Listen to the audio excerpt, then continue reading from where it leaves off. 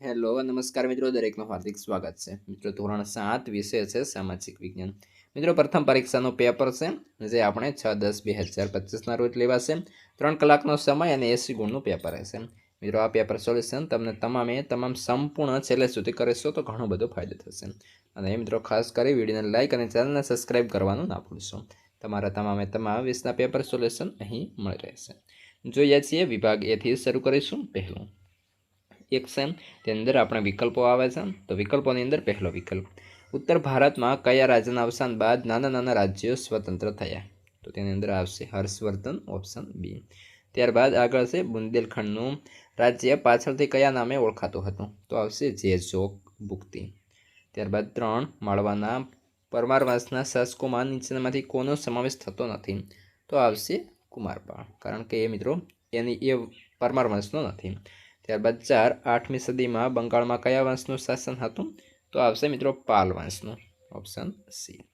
5, રાણીની વાવ કયા વંશના શાસનકાળમાં બંધાવવામાં આવી હતી? તો આવશે સોલંકી વંશના. કોણે બંધાવી હતી? તો ઉદયમતીએ. ત્યારબાદ ભોજ કયા વંશનો સૌથી શ્રેષ્ઠ રાજા હતો? તો ભોજ એ પરમાર વંશનો શ્રેષ્ઠ રાજા હતો. તેના હાથમાં પૂછ્યું છે ઈસવીસન 736માં સરસ્વતી નદીના કિનારે કોણે અણહિલવાડ પાટણની સ્થાપના કરી? તો મિત્રો આવશે વનરાજ ચાવડો, ઓપ્શન બી. ત્યારબાદ તેના હાથમાં પ્રશ્ન છે એટલે કે વિકલ્પ છે, કયા વંશના શાસન કાળને ગુજરાતના રાજપૂત શાસનનો સુવર્ણ યુગ કહેવામાં આવે છે? તો સોલંકી વંશ, ઓપ્શન ડી. ત્યારબાદ વિકલ્પ નંબર 7 છે, કઈ વાવને યુનેસ્કો વર્લ્ડ હેરિટેજ સાઇટનો દરજ્જો મળેલો છે? તો આવશે રાણીની વાવ, જે પાટણ ખાતે આવેલી છે. 8, ગુજરાતમાં મલાવ તળાવ ક્યાં આવેલું છે? તો મલાવ તળાવ ધોળકાની અંદર આવેલું છે. સિદ્ધરાજ જયસિંહે સિદ્ધહેમ શબ્દનું શાસન નામના સમૃદ્ધ ગ્રંથની રચના કોની પાસે કરાવી હતી? તો આવશે હેમચંદ્રાચાર્યજી પાસે. 10, ગુજરાતના પ્રથમ સુલતાનનું નામ શું હતું? Option B Muzaffar Shah. મારા વહાલા વિદ્યાર્થી મિત્રો, તમે આ જે વિડીયો જોઈ રહ્યા છો તેને થોડું આમ નીચે કરવાનું થશે, અને આપણે ચેનલ જે છે મિત્રો ખાસ તેને સબસ્ક્રાઇબ કરી અને બાજુમાં જે હાઈપનું બટન આપેલું છે તેના પર એક વખત સિમ્પલી ક્લિક કરી દેવાનું છે. ક્લિક કરશો એટલે તમને જે હાઈપનું હોય એ ઓપ્શન આપશે, તેના પર તમારે એક વખત મિત્રો હાઈપ આપવાની થશે. ત્યારબાદ મિત્રો વિભાગ બી છે, જેની અંદર 2 માગ્યા મુજબ લખીશું, દરેકનો 1 ગુણ. તેવા 8 પ્રશ્નો છે. પહેલો પ્રશ્ન, કુતુબ મિનાર ક્યાં આવેલો છે? તો દિલ્હીમાં આવેલો છે. 2, બહમની રાજ્યની સ્થાપના કોણે કરી હતી? તો મિત્રો જફર ખાને બહમની રાજ્યની સ્થાપના કરી હતી. ત્યારબાદ 3, તુગલક સમયગાળા દરમિયાન દિલ્હીનો આસપાસ કયા કયા શહેરો વસાવવામાં આવ્યા? તો કે તુગલક વંશના શાસનકાળ દરમિયાન દિલ્હીની આસપાસ તુગલકાબાદ, ફિરોઝાબાદ, હિસાર, જૌનપુર, ફિરોજપુર, ફતેહાબાદ વગેરે શહેરો વસાવવામાં આવ્યા. પ્રશ્ન 4, પાણીપતનું પ્રથમ યુદ્ધ કોની વચ્ચે થયું હતું? પાણીપતનું પ્રથમ યુદ્ધ ઈસવીસન 1526માં ઇબ્રાહિમ લોદી અને બાબર વચ્ચે થયું હતું. આ યુદ્ધમાં ઇબ્રાહિમ લોદીની હાર થઈ અને આ રીતે સલ્તનત યુગનો અંત આવ્યો અને મુગલ શાસનની મિત્રો શરૂઆત થઈ હતી. પ્રશ્ન 5, અલાઈ દરવાજાનું નિર્માણ કોના સમયમાં થયું? તો કે અલાઉદ્દીન ખિલજી દ્વારા અલાઈ દરવાજા નામનો પ્રવેશદ્વાર, સિરી નામનો કિલ્લો તેમજ શ્રીનગર અને હોજ એક ખાસનું નિર્માણ કરવામાં આવ્યું હતું. પ્રશ્ન 6, મને ઓળખો. મેં સૈન્યના ઘોડા અને સૈનિકોની વિશિષ્ટ ઓળખ માટે દાગ અને ચહેરા પદ્ધતિની શરૂઆત કરી. તો આવશે અલાઉદ્દીન ખલજી. તેના 8મો પ્રશ્ન છે, મુહમ્મદ બિન તુગલકે અમલમાં મૂકેલી યોજનાઓ તરંગી યોજનાઓ સાથે ઓળખાય? તો કે મુહમ્મદ બિન તુગલકે અમલમાં મૂકેલી યોજનાઓ વ્યવહારિકતાનો તેમજ તેમાં તબક્કાવાર અને આયોજનબદ્ધ અમલીકરણનો અભાવ હતો, એ કારણે તે નિષ્ફળ ગઈ. આથી યોજનાઓ તરંગી યોજનાઓ તરીકે ઓળખાય. પ્રશ્ન 7, મને ઓળખો. હરિહર રાય અને બુક્કારાય મારા વંશના થઈ ગયા. તો સંગમ વંશ. પ્રશ્ન 7, મને ઓળખો. હું આંધ્રના ભોજ તરીકે ઓળખાતો વિજયનગરનો સામ્રાજ્યનો શાસક છું. તો આવશે કૃષ્ણદેવરાય. મિત્રો ખાસ કરી વિડીયોને લાઇક પણ કરી દેશો અને ચેનલને તો સબસ્ક્રાઈબ કરવાનું ના જ ભૂલાય. 2 તેની અંદર આપણે સંક્ષિપ્તમાં જવાબ આપીશું, દરેકના 2 ગુણ રહેશે. એવા 3 પ્રશ્નો રહેશે. 9મો પ્રશ્ન છે, રાજ્ય એક શક્તિશાળી મહિલા શાસક. આ વિષય પર તમારા વિચારો લખો. તો ઈસવીસન 1236માં રજિયા દિલ્હીની ગાદી પર આવી. દિલ્હીની ગાદી પર આવનાર તે પ્રથમ મહિલા શાસક હતી. રજિયા પૂરેપૂરી કાબિલ અને જવાબદાર હતી. તે પુરુષોના પોશાક પહેરી રાજદરબારમાં બેસતી. રજિયાએ પોતાના અભિલેખોને સિક્કા ઉપર લખાવ્યું કે ઇલ્તુમિશની બેટી છે, પરંતુ એક સ્ત્રી હોવાથી શાસક સ્વરૂપમાં સ્વીકારવામાં આવતી ન હતી. આથી ઉમરાવોને એક સ્ત્રી નીચે કામ કરવાનું, પોતાને નીચે જોવાપણું લાગતું અને રાજખટપટોથી તેનો શાસનનો અંત આવ્યો. પ્રશ્ન 10. સલ્તનત સમયના સ્થાપત્યનું વર્ણન કરો. તો કે દિલ્હી સલ્તનતની સ્થાપનાથી ભારતમાં ભારતીય ઇસ્લામિક શૈલીના સ્થાપત્યની નિર્માણની શરૂઆત થઈ. આ સમય દરમિયાન કિલ્લાઓ, મસ્જિદો, મકબરા, મકાનો, બગીચા, દરવાજા, મિનારાઓ વગેરે રચાયા. કુતુબુદ્દીન ઐબકે કુવત ઉલ ઇસ્લામ મસ્જિદ અને કુતુબ મિનારનું બાંધકામ શરૂ કરાવ્યું. ઇલ્તુમિશે કુતુબ મિનારનું બાંધકામ પૂર્ણ કરાવ્યું અને મસ્જિદ કરાવ્યું અને કુતુબુદ્દીને અજમેરમાં 2.5 દિનકા ઝોપડાની મસ્જિદ બંધાવી. ઇલ્તુમિશ હોજે શમી દરગાહ અને જુમા મસ્જિદ બંધાવી. અલાઉદ્દીન ખિલજીએ અલાઈ દરવાજા, શીરીનો કિલ્લો, શ્રીનગર તથા હોજે ખાસનું નિર્માણ કરાવ્યું. સૈયદ અને લોદી વંશીએ મકબરા અને મસ્જિદનું નિર્માણ કરાવ્યું, જેમાં બદખાનનો ગુંબજ, બડા ગુંબજ, મોઠની મસ્જિદ અને શિહાબુદ્દીનનો મકબરો મુખ્ય છે. આમ સલ્તનત સમયમાં દિલ્હીમાં અનેક કિલ્લાઓ, મસ્જિદો, તળાવો, મહેલો, સ્નાનાગરો, મકબરાઓ, પુલો, સરાઈઓ અને બગીચાઓનું નિર્માણ થયું.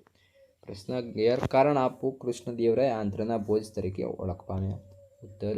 તો કે કૃષ્ણદેવરાય વિદ્વાન હતા. તેમણે સંસ્કૃત અને તેલુગુમાં કેટલાક ગ્રંથો લખ્યા. તેમણે સાહિત્ય અને કલાને ઉત્તેજન આપ્યું. આમ રાજા ભોજની જેમ તેમણે કરેલ કાર્યો પરથી તે આંધ્રના ભોજ તરીકે ઓળખાયા. વિભાગ સી, જેની અંદર આપણે ખાલી જગ્યા પૂરીશું. પહેલું, શેરશાહ સૂરીએ ખાલી જગ્યા રોડનું નિર્માણ કરાવ્યું. તો ગ્રાન્ડ ટ્રંક રોડ. અહીં મિત્રો ટૂંકની જગ્યાએ આવશે ગ્રાન્ડ ટ્રંક રોડ. 2 છે, શિવાજી ખાલી જગ્યા સમ્રાટ તરીકે ખ્યાતિ પામ્યા. તો હિન્દુ સમ્રાટ. 3, શેરશાહે ખાલી જગ્યા રોડનું નિર્માણ કરાવ્યું. તો અહીં આવશે ગ્રાન્ડ ટ્રંક રોડ. 4, પાણીપતના બીજા યુદ્ધમાં અકબરે ખાલી જગ્યાને હરાવ્યો. તો હેમુને. 5, ખાલી જગ્યા મરાઠા સામ્રાજ્યના સ્થાપક હતા. તો છત્રપતિ શિવાજી મહારાજ.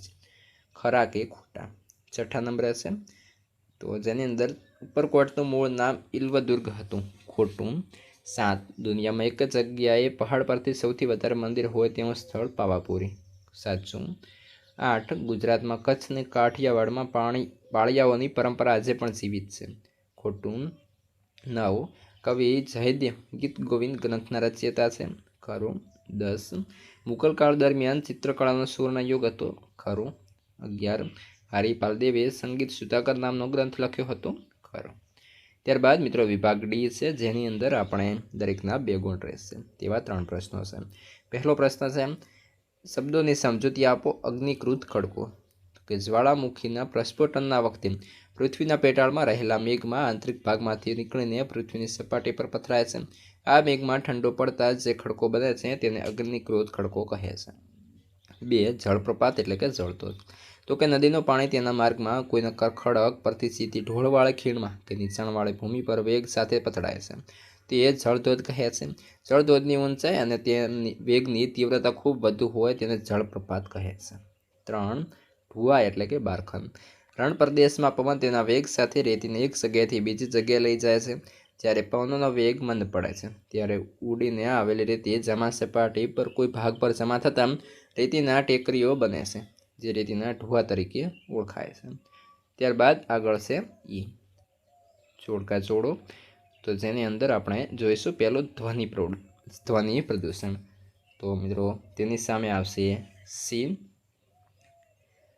તો કે આપણો જે સ્વભાવ છે ચીડિયાપણો થશે. ત્યારબાદ જળ પ્રદૂષણ. તો કે ઈ એટલે કે કમળો થશે. વાયુ પ્રદૂષણ. તો કે તેના કારણે મિત્રો જે છે આપણને વાયુ પ્રદૂષણના કારણે ઘણા બધા જે છે મિત્રો અસરો થશે. તો તેની અંદર આવશે ચશ્માના નંબર અને કિરણોત્સર્ગી પ્રદૂષણ. તો આવશે જનીનમાં ખામી. ત્યારબાદ તેના હાથમાં જોડકા આપ્યા છે, જેની અંદર છે પ્લાસ્ટિક. તો આવશે સી એટલે કે ભૂમિ પ્રદૂષણ છે. લાઉડ સ્પીકરો. તો મિત્રો આવશે ધ્વનિ પ્રદૂષણ. ઓપ્શન બી સામે છે. ગટર. તો આવશે તેની અંદર મિત્રો જે છે ગટર તો કે જળ પ્રદૂષણ. અને પેટ્રોલ ડીઝલ. તો મિત્રો તેની અંદર આવશે ઈ, તો એ વાયુ પ્રદૂષણ થશે. ત્યારબાદ આગળ વધીશું, જેની અંદર આપણે મુદ્દાસર ઉત્તર લખવાના થશે. દરેકના 3 ગુણ રહેશે. એવા 2 પ્રશ્ન હશે, 1 અથવામાં હશે. તો જોઈએ જમીન પ્રદૂષણ અટકાવવાના ઉપાયો. તો પ્લાસ્ટિક અને રાસાયણિક ખાતરોનો ઉપયોગ જરૂર પૂરતો જ કરવો જોઈએ. કારખાના, ઉદ્યોગો તેમજ વસાહતો સ્થાપવા માટે બને ત્યાં સુધી બિન ઉપસાઉ પડતર જમીનનો ઉપયોગ કરવો જોઈએ. ખેતીમાં રાસાયણિક ખાતરોને બદલે જૈવિક અને દેશી ખાતર તેમજ લીલા પડવાશનો ઉપયોગ કરવો જોઈએ. પાકને કીટકો અને જંતુઓથી બચાવવા માટે વપરાતી જંતુનાશક દવાઓ જરૂર પૂરતી જ વાપરવી જોઈએ. ઘન કચરાનું વર્ગીકરણ કરીએ તેનો પુનઃ ઉપયોગ કરવો જોઈએ. નકામા પ્લાસ્ટિક અને ઘન કચરાને જમીન પર ફેંકવાને બદલે તેનો બાળીને નાશ કરવો જોઈએ અને શક્ય હોય ત્યાં રિસાયકલ કરી તેનો ફરીથી ઉપયોગ કરવો જોઈએ. ખેતીમાં ટપક અને ફુવારા પદ્ધતિનો ઉપયોગ કરવો જોઈએ. પ્રશ્ન 3 છે, હવાનું પ્રદૂષણ અટકાવવા કયા પગલાં લેવા જોઈએ? તો કે હવાનું પ્રદૂષણ અટકાવવા માટે સરકારે કાયદા બનાવી તેનો ચુસ્તપણે અમલ કરાવવો જોઈએ. ધુમાડો અને ઝેરી વાયુઓને ફિલ્ટર કરતા સાધનો વિકસાવવા જોઈએ. કોલસા અને પેટ્રોલ ડીઝલથી ઉપયોગ ખૂબ મર્યાદિત માત્રામાં કરવો જોઈએ. વાહનોમાં સીએનજી અને પીએનજી તેમજ સૌર ઉર્જા અને વિદ્યુત જેવા પ્રદૂષણ મુક્ત બળતણોનો ઉપયોગ કરવા પ્રોત્સાહિત કરવા જોઈએ. તેના હાથમાં પ્રશ્ન હશે, માનવ નિર્મિત પર્યાવરણ એટલે શું? તો કે જોઈએ, માનવીએ પોતાની બુદ્ધિ, કૌશલ અને વિજ્ઞાનની મદદથી પર્યાવરણ, જૈવિક અને અજૈવિક ઘટકોમાં કરેલા પરિવર્તનો અને તેના પરિણામ સ્વરૂપે બનેલી તમામ બાબતોનો સમાવેશ માનવ નિર્મિત પર્યાવરણમાં થાય છે. પાષાણ યુગનો આદિમાનવ ખોરાકની શોધમાં ભટકતું જીવન જીવતો હતો. તે પોતાની જરૂરિયાત માટે પર્યાવરણને અનુરૂપ જીવતો હતો. પ્રશ્ન 8 છે મિત્રો, માંગ્યા મુજબ ઉત્તર આપો. પહેલો પ્રશ્ન એટલે કે ચોથા નંબરે છે, શંકુદ્રુમના જંગલમાં કયા પ્રાણીઓ જોવા મળે છે? તો કે શંકુદ્રુમના જંગલોમાં વાંદરા, ધ્રુવીય રીંછ, કસ્તુરી મૃગ, યાક, વરુ વગેરે પ્રાણીઓ જોવા મળે છે. પ્રશ્ન 5, રણ પ્રદેશના લોકો સતત ઉડતી રેતીથી બચવા કેવો પોશાક પહેરે છે? તો કે રણ પ્રદેશના લોકો સતત ઉડતી રેતીથી બચવા માટે રૂમાલ કે પાઘડી બાંધે છે અને શરીરે ખુલ્લા વસ્ત્રો પહેરે છે. પ્રશ્ન 6, નૈઋત્યના પવનો કોને કહેવાય છે? તો કે ઉનાળાના મોસમી પવનો નૈઋત્ય દિશામાંથી વાતા હોવાથી તેને નૈઋત્યના પવનો કહે છે. પ્રશ્ન 7, ક્ષોભ સીમા કોને કહે છે? તો કે ક્ષોભ આવરણમાં જે ઊંચાઈએ પહોંચતા તાપમાન ઘટતું અટકી જાય તે સીમાને ક્ષોભ સીમા કહે છે. પ્રશ્ન 8, આબોહવા એટલે શું? તો કે આબોહવા એટલે કે કોઈ પણ પ્રદેશની 35 વર્ષ કે તેથી વધુ વર્ષોની સરેરાશ હવામાનની પરિસ્થિતિ. પ્રશ્ન 9, ઉનાળાના મોસમી પવનોને નૈઋત્યના મોસમી પવનો કેમ કહે છે? તો કે ઉનાળાના મોસમી પવનો નૈઋત્ય દિશામાંથી વાતા હોવાથી તેને નૈઋત્યના મોસમી પવનો કહે છે. પ્રશ્ન 10, ઉષ્ણકટિબંધીય બારેમાસ લીલા જંગલો બારેમાસ લીલા શા માટે કહે છે? તો કે ઉષ્ણકટિબંધીય બારેમાસ લીલા જંગલોના વૃક્ષોના પાંદડા ક્યારેય એકસાથે ખરતા નથી, તેથી અહીંના વૃક્ષો બારેમાસ